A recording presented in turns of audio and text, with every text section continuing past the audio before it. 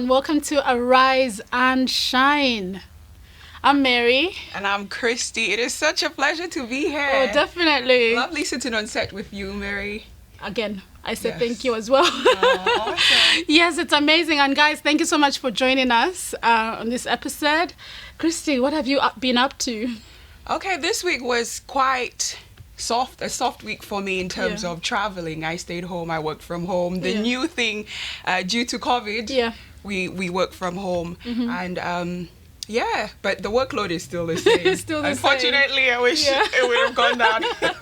No, same here as well. It was just work and just being a good mum and wife. Oh yes, that's a lot. That's a lot. Yeah, it's a lot. It's a lot on my plate. Yeah, but it's fun to break it up and also have to record Arise and Shine. So it's really beautiful. Yes. Yeah. So speaking of lockdown and working from home, and we're just discussing last week about how people coped in this lockdown and in the pandemic and quarantine.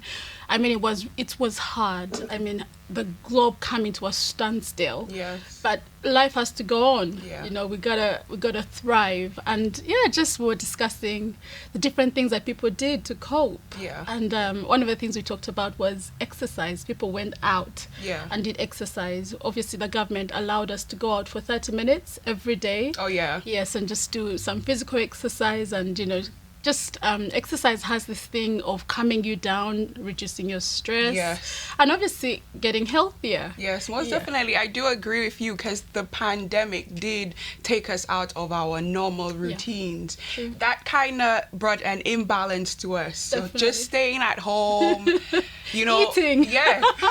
and afraid, basically. Yeah. I think with all the good that the pandemic has brought, it has brought bad.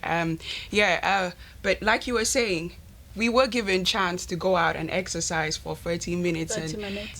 Just to relieve that stress and that fear of, I'm at home, what do I do now? What's next? What's going to happen to my job, my kids, my family? Even food? just Where am I gonna get money? watching the news, Yeah. Remember at the time when there were always daily tallies of the infection rates and incidences and how many people have sadly passed away. Yeah. So that alone created a lot of fear. So going out and exercising and having a bit of fresh air just reduced the stress levels, I believe. Yeah. But also, made us healthier. Yeah. And those who were afraid to go out, like somebody that I know, but I won't mention.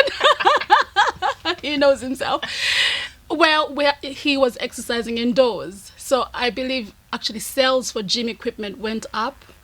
People were buying weights, maybe treadmills, just to exercise at home. Exercise programs as well. People got very innovative and were recording and selling exercise programs as well. Definitely. And maybe people had stuff on YouTube as well.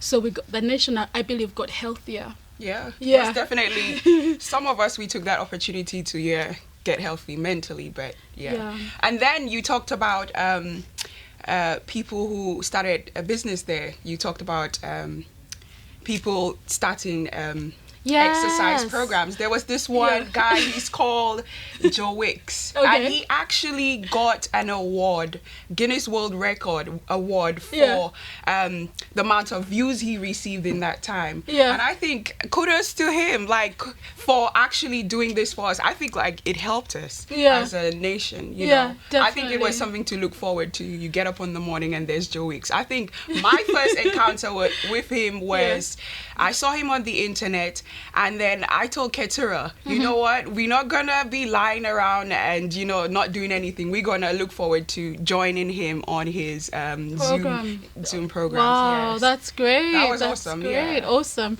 But talking about being healthy, I believe also the nation kind of got healthier because it was very apparent at the beginning of the pandemic that the healthier you were, the more chances you had to avoid catching COVID, or if at all you did, it would not be that severe on you. So people actually began to whip up all sorts of remedies in their kitchen. I know having lemon drinks and ginger and horseradish, all sorts of things. But in that way, they were getting healthier as well. Having more vitamin C, more fruits and vegetables, because there wasn't any drug out there, or even the vaccine was not there yet. So I believe people got healthier, and they obviously at that same time as well, government was told by the scientific committee that obesity increased the risk of catching COVID, or even having severe effects of COVID on you. And I got some stats here. There was a study, done in the British Medical Journal, and he was reporting on studies that were done in the States that if you were obese, having BMI greater than 30, it increased the risk of being admitted to hospital with COVID-19 by 113%, of being admitted in intensive care by 74%, and of dying by 48%. And also Public Health England reported the similar numbers for mortality, with the risk of death from COVID-19 increasing by 90% in people with a BMI over 40. So that was a huge risk, being obese. And people had to, get healthier, more exercise, eat healthier. And there are some government programs as well where that we were doing it on Microsoft Teams, where at least I did one here at LBBD, Buckingham Dagenham, and it was on healthy eating and improving your health, but also losing weight. Wow. So that was one of the things that came out as well in the lockdown. And the other thing was actually taking vitamin D. Okay, yeah. Vitamin D as well. Yeah, vitamin D as well. It came up because vitamin D is also very responsible for immune health. Yes. And so that was also encouraged, so people got more healthier. Oh yeah, during that time I think we were kind of forced. You had to, exercise, eat healthier, just to, stay away from the risk of COVID-19. Yeah. The other thing was Zoom calls. Oh yeah. That was the first time I heard of Zoom calls, and it was the only way we could, talk to one another across the board, across the oceans as well. Zoom calls. But I think that brought the world together. Yeah, our new type of socializing, online socializing, Zoom calls. I think it actually turned for the better.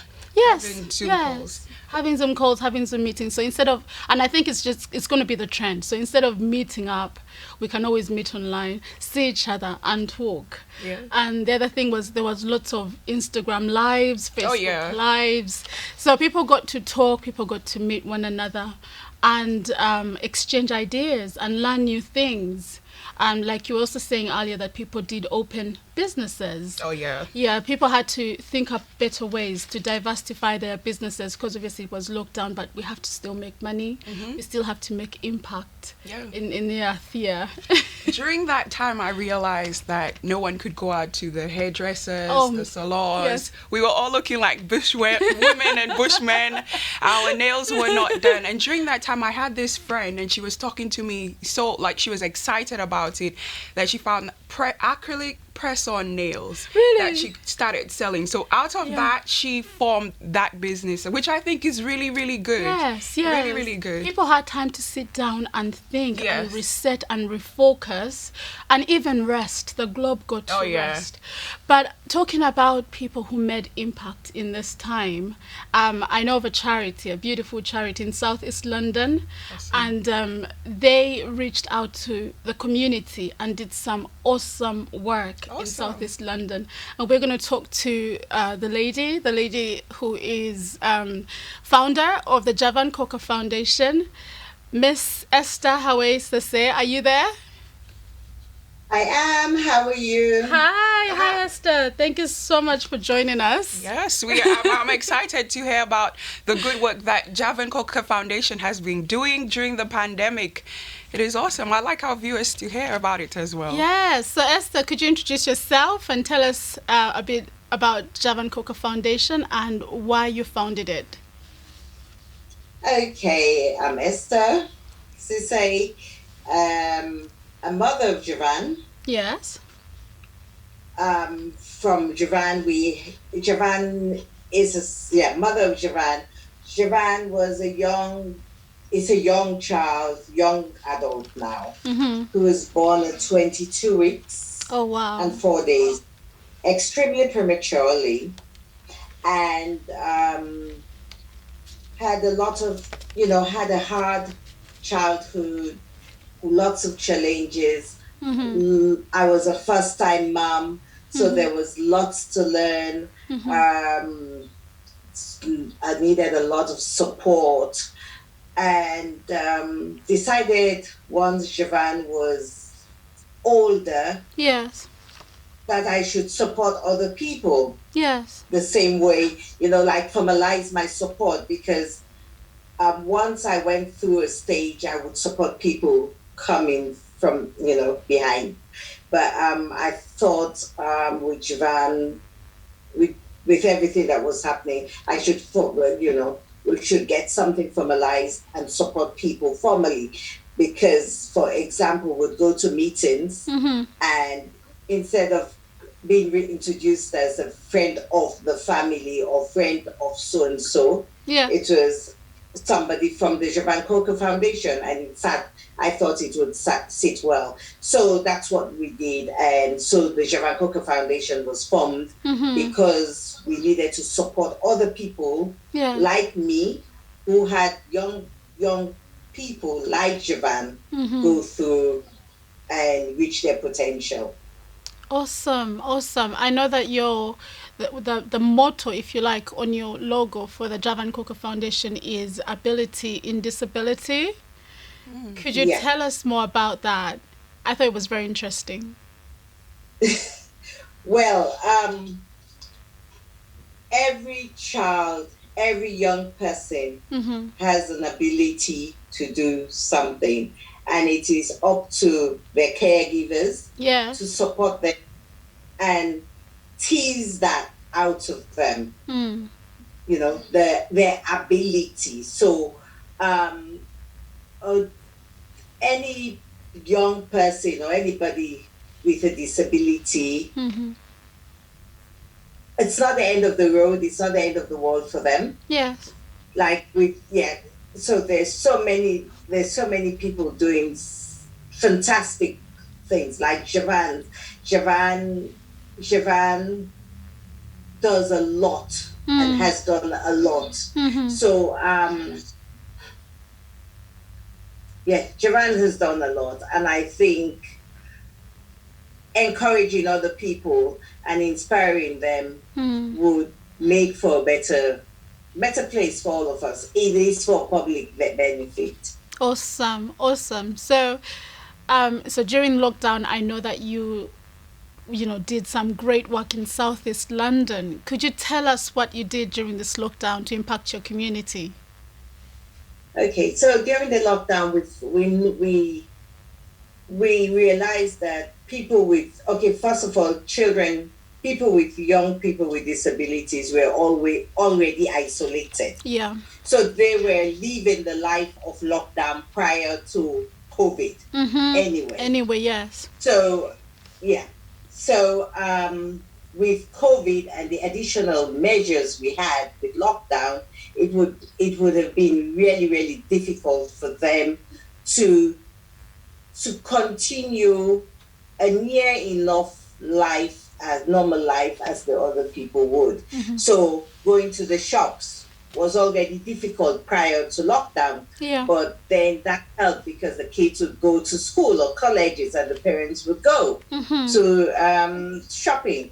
But because of lockdown, everything came to a standstill, and we stepped in then, getting partnering with Morrison supermarkets, yes, Neighborly and Fair Share, getting food items and cleaning items, the Javan Coca Foundation. Before we started partnering with the big organizations, we were providing food items, cleaning items, things that were short in supply. Yes. Example, the toilet roll. Yes, that at the seemed time. to fly off the shelves. Oh, yeah. So toilet roll, cleaning agents, sanitizers. We got that out to people. And then later on, Neighborly and Morrison's, we reached out to Morrison's, and they found out we were doing great work, and they supported us with food items for families. So we dropped baskets of food, or boxes of food with families. We also did something we called our Heroes in Blue. Yes. So we went to the local Queen Elizabeth Hospital and provided pamper packs and care and pamper packs to the nursing staff, who have been working, who had been and still do, work hard to get this pandemic under control. We collaborated with 2 other organizations in Southwark, because there we found out that apart from people who had with disabilities, there was another disadvantaged groups. So people with no recourse to public funds. So we decided to support them because they were not getting any support from the government.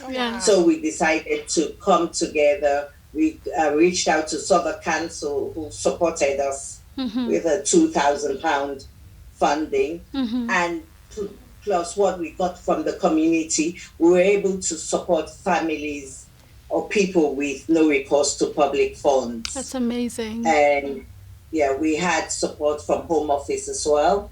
Wow, the Home Office as well. Awesome. Yes, the Home Office, yes. So we partnered with Morrison's, Home Office, Charlton Athletics, Greenwich Council, Southwark Council. There was a group called Mama Kind who supported mothers with children under 2. We had Supreme Inc. We had a few organizations who came in to collaborate, and so we were able to reach out to a lot more people. There were, we did quite a bit. It's amazing. It's amazing what people can do when they put their minds to helping, to it, and to helping others. Look at how you collaborated with all these organizations. I mean, even getting the Home Office to support people with no recourse to public funds. Yeah, that is amazing. During pandemic, something comes up to my mind. She is so fearless, and she went out there and she done it for everyone. During a pandemic. During the time when there was no medication and even no vaccine, they were out on the streets helping people. Was there at any instance that you found any difficulties during that time of, what you've done for the community? Well, I think there were times you had to sit back, because you were supporting people, and some people were very receptive and received the help and also helped along the way. Therefore, for example, you would drop a basket at somebody's door, or somebody will come down. Those who lived in high-rise flats, they will come down and pick it up, safe distance from you. You drop it and they'll pick it up. But there were some instances where 1 or 2 people were a bit selfish. Wow. So there was an instance where somebody on a Sunday, because we kind of took a day off on a Sunday. Okay. But there was a Sunday, somebody wanted, I had received a call about a lady who needed support. So I rushed out, went to the shops, got, this basket really, and, actually cooked for her as well. Oh, wow.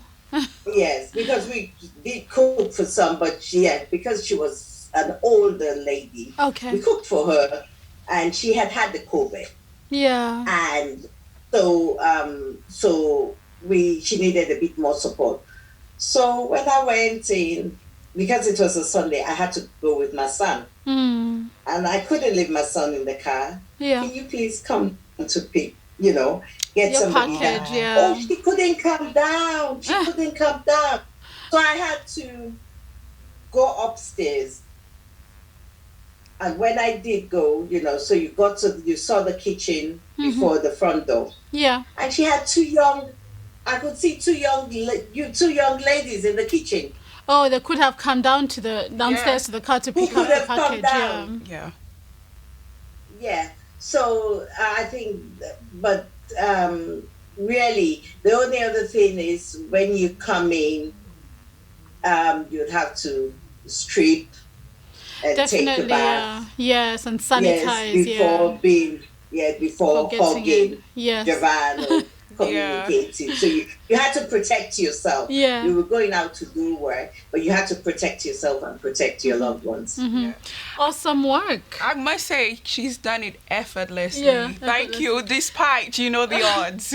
I just have one more question for you. I know that you're in the future, I think June and July, you'll be doing a safe space for SEND, where you'll be promoting health, mental well-being and reducing isolation in June and July. Could you tell us about that program? Okay, so so we all know that the pandemic has been hard on everybody. Yes. But more so young people with disabilities, because they, with all the restrictions they had formerly, there were additional restrictions. Yeah. And a lot of them were isolated. So, and then also, it's been about 15 or 16 months where these kids, especially young people who are transitioning into adulthood, parents so they've lost that time where they could have sat down to find out, to explore options for their children for the future. So the safe space for SEN is a space where it's going to be a space where we start next week. Yeah. It's going to be a space where young people can go, meet other people, meet other young people. They'll have time to explore. Yes. Achieve, enjoy, so there'll be lots of activities, activities that they hadn't been exposed to before. So we'll getting them to push their boundaries a bit. That's awesome. And then, and then meet new friends, come out of the house or their homes, come into this place, which